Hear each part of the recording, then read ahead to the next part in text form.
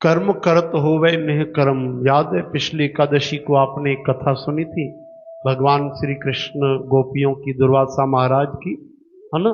तो उन्होंने जैसे कर्म किए वे अकर्म हो गए, कि दूसरे के भलाई के लिए कर्म करना, अपने लिए कोई स्वार्थ न होना, ऐसे कर्म अकर्म हो जाते हैं। यानी उन कर्मों में बंधन नहीं होता, हम बंधते नहीं, स्वतंत्र रहते हैं।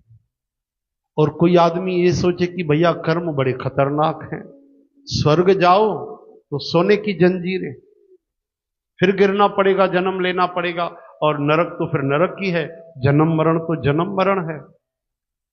क्या करे? बोले कर्म करना ही छोड़ दो।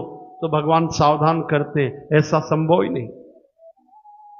आप अगर बोलोगे मैं कर्म नहीं करता, बैठ गया, कर्म ही नहीं करना भैया, तो ये भी एक कर्म है। कर्म न करने का कर्म आपने किया, ये भी तो एक कर्म है।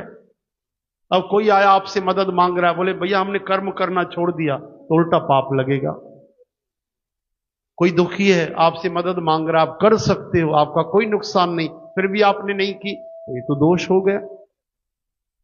कोई पानी मांग रहा है, पानी भरा पड़ा है, पानी नहीं दे रहे हो, हमें कर्म नहीं करना है, ये भी अपराध।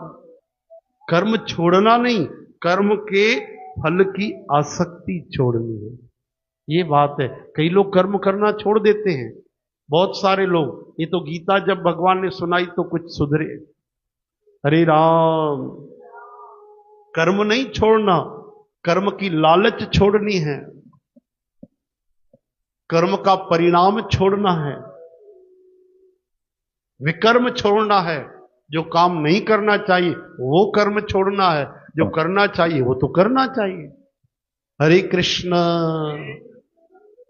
इसलिए भैया भगवान का भजन करते चलो, और परहित सरिस धर्म नहीं भाई, ऐसे कर्म करें जिससे किसी का भला हो, किसी का बुरा न हो। हरे